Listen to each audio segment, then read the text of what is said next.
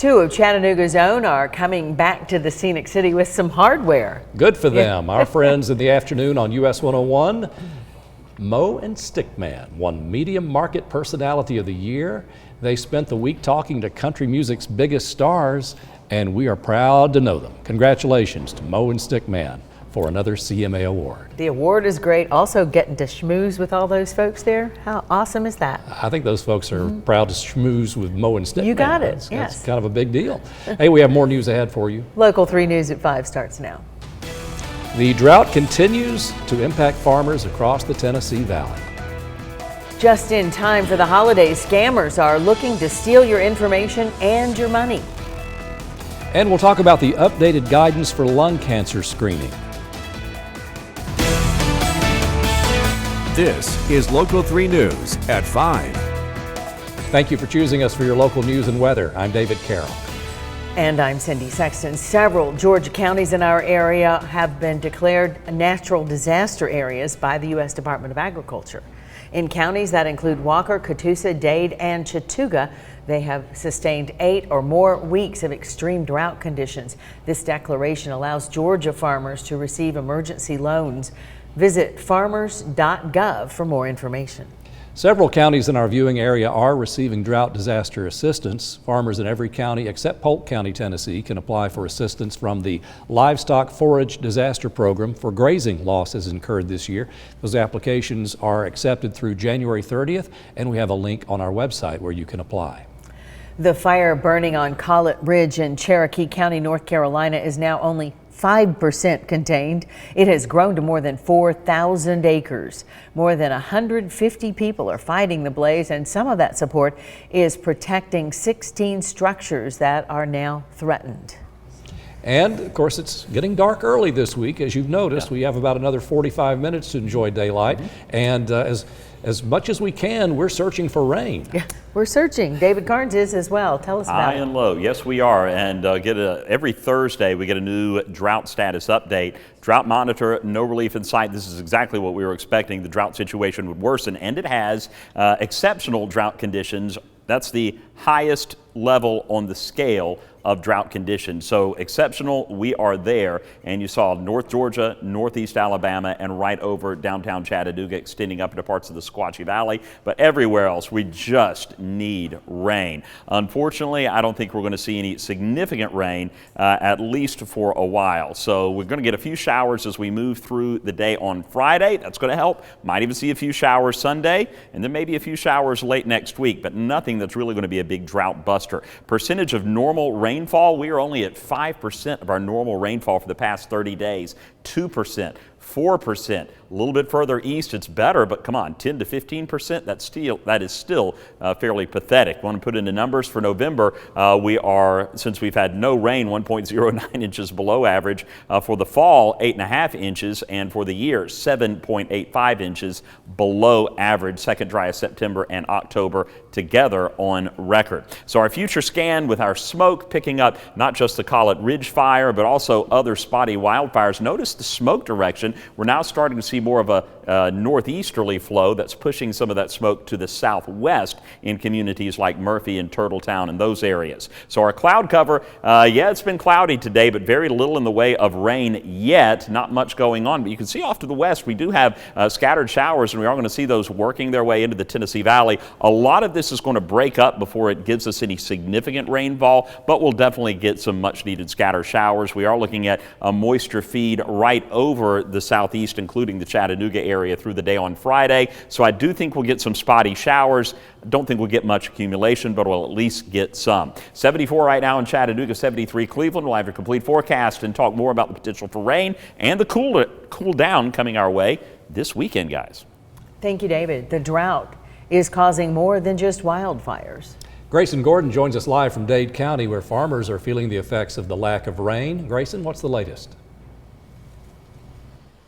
David, Cindy, you can see how dry this ground is behind me. Farmer says that usually it would be covered in grass, but that they haven't been able to plant yet.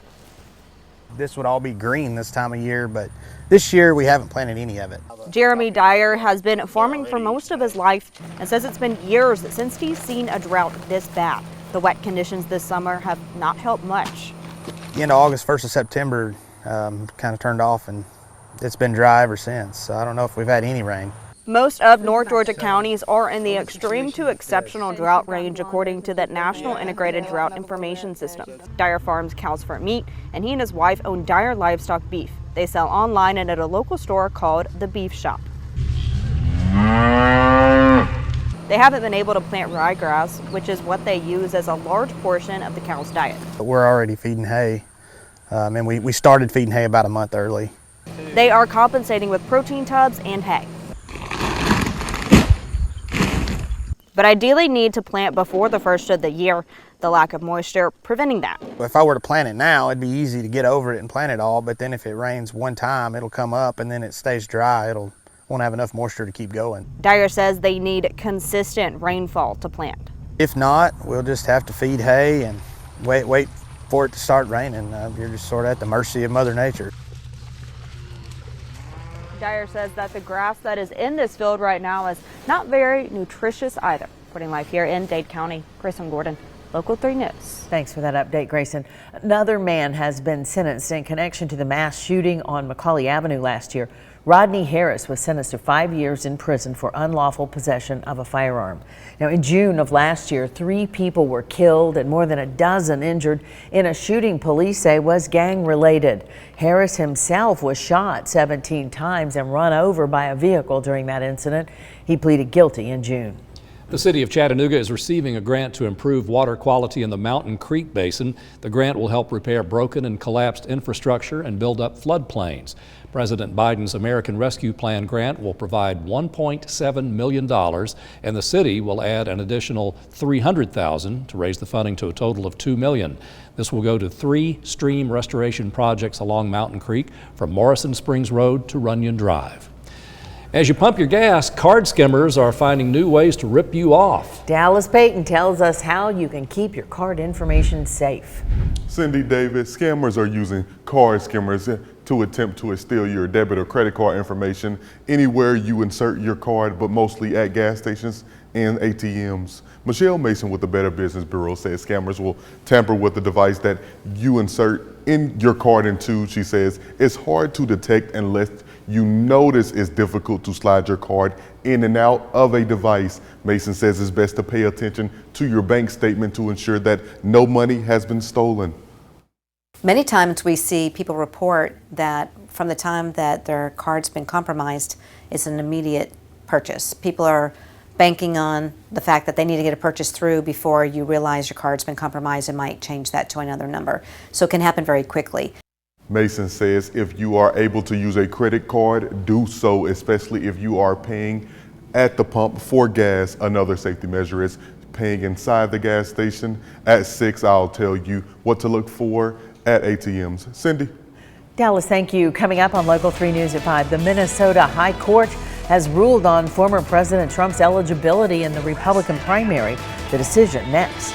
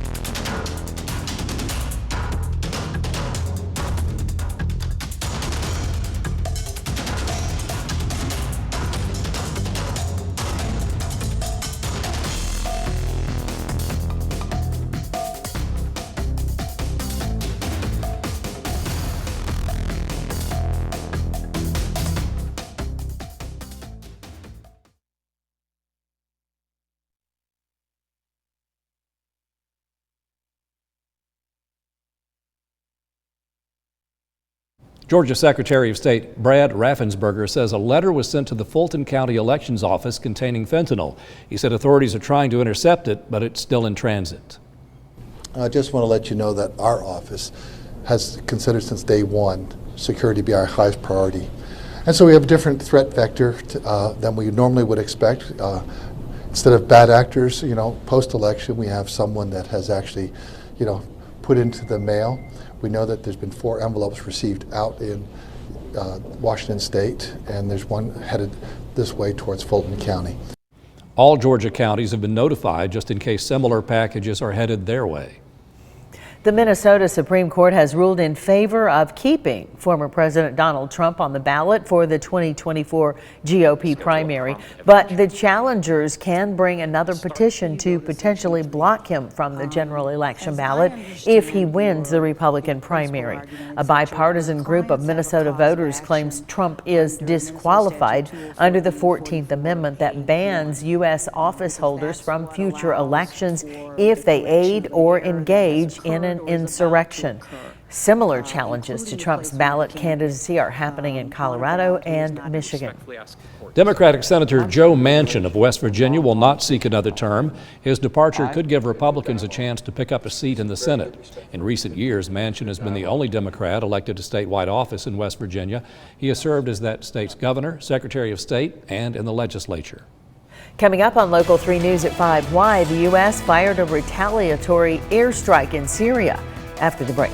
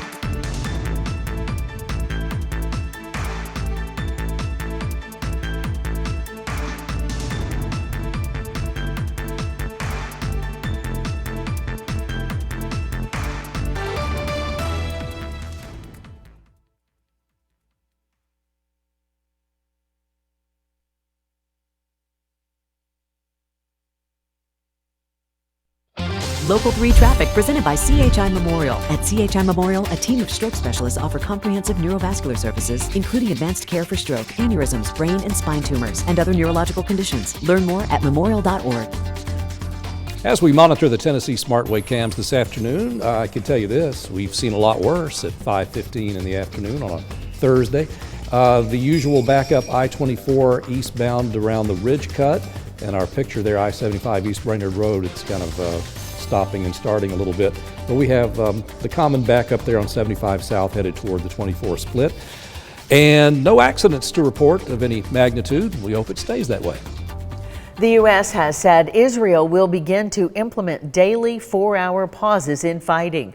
This comes amid growing pressure to allow for more aid to get into Gaza and hostages held by Hamas militants to be released. Tens of thousands of Palestinian civilians are heading south from Gaza City on foot, fleeing intensifying clashes between Israel's military and Hamas. An announcement will be made 3 hours before the pauses. In the Middle East, President Biden is ordering the U.S. military to launch a second retaliatory airstrike in Syria after dozens of attacks on U.S. forces in recent weeks. Well, the action renewing fears the U.S. could get dragged into a larger conflict in the region. Gabe Gutierrez has more. Tensions escalating across the Middle East and the United States increasingly involved, responding after U.S. bases have come under attack from Iranian-backed forces. 2 U.S. fighter jets conducted an airstrike on a weapons storage facility in eastern Syria that the Pentagon says was being used by Iran's Revolutionary Guard. It is the U.S.'s second retaliatory strike amid the ongoing Israel-Hamas war as concerns mount that Iranian-backed groups could widen the conflict. We have been very clear to countries in the region that we are incredibly keen on ensuring that this conflict does not spread. Since October 17th, the Pentagon says there have been about 41 attacks against bases housing American troops in Iraq and Syria, and Iran is continuing to use its influence in other countries to target the U.S. Just yesterday, off the coast of Yemen, a U.S. defense official says an unmanned U.S. Reaper surveillance drone was shot down by Iran-backed Houthi forces while in international airspace. The Houthi forces released this video and claimed the drone was carrying out hostile spying activities. While the war between Israel and Hamas rages, the United States aiming to contain the conflict. That was Gabe Gutierrez reporting.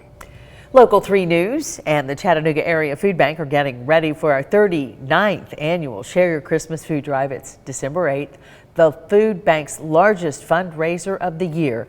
It benefits 212,000 people in our area. 1 in 8 face hunger, and just $1 helps provide groceries for one day. To donate, you can scan the QR code or visit any participating food city. Now, on the day of Share Your Christmas, December 8th, you can call or text to donate. We'll be live from the Chattanooga Area Food Bank, Dalton, and Cleveland throughout the day, December 8th. Well, if you've been watching your lawn in recent days, you may have noticed, as I have, some grass has been growing, which is not what I expected. Is it crunchy? Not particularly. There's little patches growing. where grass is actually growing. I think, like everybody else, the grass is confused as to what season it is. Those are called weeds. Those are a weeds. little bit of that. Sure. If you don't want to get rid of the weeds in my yard, that gets rid of all the green grass. So, looking at, just ridiculous drought conditions. Of course, we have the exceptional drought status that we were talking about earlier today. That, of course, is not good for the wildfire situation. This is just a snapshot from our skywatcher in Murphy, Travis Hicks, with the Collette Ridge fire that we've been talking about. You can see that on our future scan, which picks up the smoke and fire. That's the Collette Ridge fire. You can see another one to the west, just extending from Polk County into Cherokee County. And notice the smoke from some of these sporadic wildfires now drifting to the southeast behind these northeasterly or northwesterly winds pushing everything to the southeast. So we do have some smoke in Murphy as well. 74 degrees, overcast right now. Dew points are high. So ahead of the cool front, we did have moisture moving in. Now we're starting to see our wind shifting, and cooler air is going to be working its way in. 74 right now, 76 still in Dalton, 73 Cleveland, and 71 in Murphy. Showers moving in mainly overnight. We may see a few sporadic sprinkles late tonight, but mainly overnight and through the day on Friday. I think through Friday afternoon we'll see any showers tapering off. Much cooler. We'll actually hit our high temperature of 62 just after midnight, and then we're going to cool into the 50s and stay in the mid-upper 50s pretty much all day on Friday. Nice for Veterans Day, and then we may even have a few more showers on Sunday morning. Skywatchers checking in, 77 Trenton, McDonald 75, 77 in Cleveland, Soddy Daisy 75 degrees, 69 in Monteagle, 79 in Delano, Turtletown 73, 78 Dalton, and 74 in Dunlap.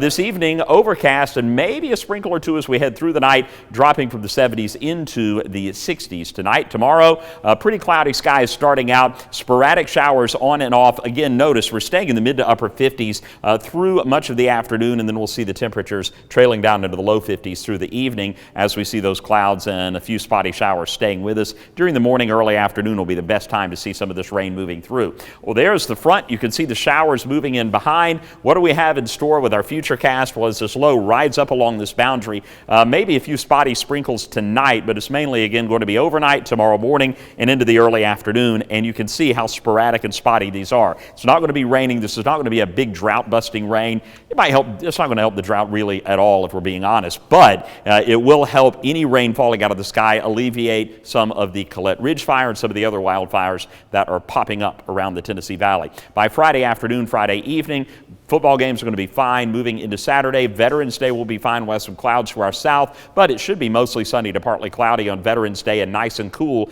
Sunday, we have another little impulse moving through to our south over Atlanta, bringing some rain there, but we may see a few of those showers bubbling up into the Chattanooga area as well. Right now, we'll put the rain chance at 30%, but that's one you'll need to keep watching as we continue to get more short-range model data in. Focusing on Sunday, we'll be able to refine that. For your Sunday evening, we're looking good, and then Monday, mostly cloudy. Tuesday, mostly cloudy. Wednesday, mostly cloudy. All 3 days will be in the mid-60s in the afternoon, low 40s in the morning. And then Thursday will be our next chance of seeing some showers across the Tennessee Valley. So, Storm Alert 7-day forecast is kind of weird. 62 is going to be our high. That is going to be right after midnight. And then the temperature will fall into the mid to upper 70s. And we're going to stay in the mid to upper 70s most of Friday afternoon. Saturday, we get normal again. Low 60s for highs, mid 40s for lows. Nice for Veterans Day. A few showers Sunday morning, and then mostly cloudy Sunday afternoon through Monday, Tuesday, Wednesday. Nice cool mornings, very pleasant afternoons. Little bit of a warm up, 69 Wednesday, and then a few showers gets us back down to 67 on Thursday.